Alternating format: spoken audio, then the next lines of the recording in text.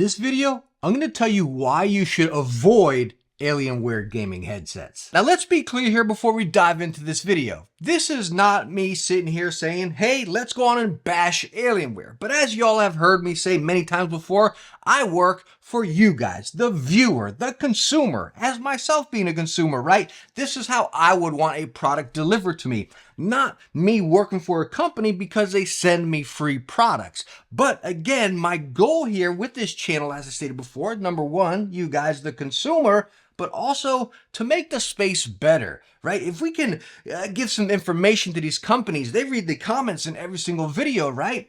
How can they better a product? And hopefully in the long run, that's what comes out of it, is better gear for us consumers and us gamers. So taking a look at the newest offering from Alienware being the 720H and their 520H, the wireless and then the wired gaming headsets they have here. This is not my first time testing Alienware headsets. I've tested them before, but again, the motivation and the excitement for them, I just pushed them aside and didn't want to cover them. And I had the same experience here for the most part. But again, I told myself, nah, this time I got to share it with you guys.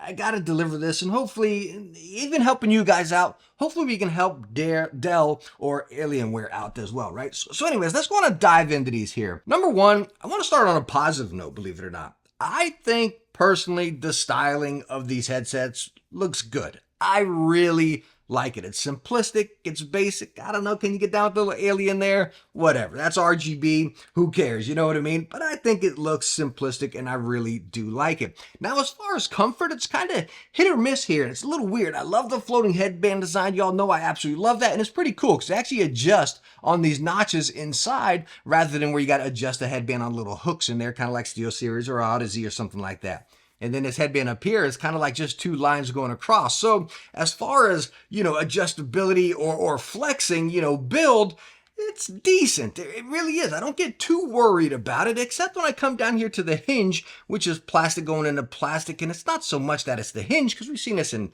tons of SteelSeries headsets. Lots of headsets do this these days, But again, you got that plastic there. Then you got this piece right down here on the bottom.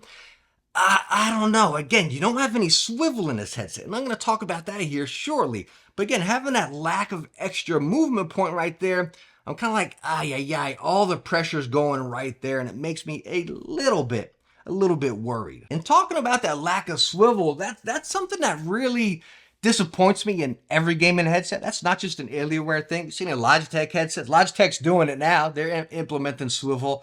HyperX, I can't stand how they do it, but you got a little bit more movement in HyperX. These, I got this massive gap on the back, and I'm feeling that pressure up here, Comfort's subjective. This could be completely cozy for you, right? Absolutely stinking cozy. So comfort is subjective, but again, talking about it not having a swivel with this kind of build, again, it's almost like a basic. It's like, why are we missing this? You know what I mean? And I want to go further into that, talking about this being the wireless one and then the wired one. When you come over to the wired headset, this cable is massive. I mean, it is huge. You put it on here. Now it's 3.5. You can also pop it off and make it USB. Nice to have that, but your cable is attached. And again, back to this cable being massive. So you got it in your controller or whatever into your PC. It's just huge. You get noise since it's such a big cable. That's not flexing. It's going to rub against you. So you're getting a slight noise over here in the left ear cup.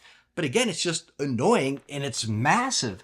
And I say, again, it's something so basic, right? A removable cable or a big cable. It's like, why? Why is this cable so massive? Is it because the RGB? Because when you come over here to the wireless one, they got a 3.5 cable and it's this nice, flexible, maneuverable, just nice lightweight cable. I'm missing it here. Like, why are we missing such basic points on a gaming headset? And again, this is not Alienware's first time doing stuff like this. This is just what they do. But I'm with you. I know what you're saying. That stuff is subjective or nitpicky, right? As far as the comfort or the cables, whatever. A lot of gaming headsets still do goofy stuff like that from time to time. The core point why I say avoid Alienware headsets, even today in 2023, where gaming headsets have gotten so incredibly good, is the sound of these headsets are so incredibly bad. It just flashbacks me to like 2000 when gaming headsets were muddy, overly mid-heavy, not even bass. He just filled them with mids to kind of give you that immersive feel, right? Where you felt that grenade or that environment, that score streak, something like that. And that's still what these are delivering. I stated it before, it's like old Turtle Beach sound. Turtle Beach is taking a complete U-turn and their headsets are phenomenal now. I tell people, like, squash that image you had of them and now look what they're doing now. It's like Alienware stayed back there, right? Now, as far as the microphones on the Alienware headsets, I don't want to say they're bad. They're not the best. They get the job done. They're better than like SteelSeries microphones, even, I think, unless you can really dial SteelSeries microphones in with software. But again, talking core experience to core experience, again, I don't think the microphones like deal breaking. Now, we're going straight USB right here. Maybe we should plug in a wireless one to see that as well. But the USB microphone, again, it's not great. It's not deal breaking either. And now we are taking a listen to the wireless Alienware headset microphone here. And I did listen to a playback already, and it just wasn't as good. It definitely had a little bit of that static, kind of walkie-talkie-ish type of sound, just that dirty sound in the background here.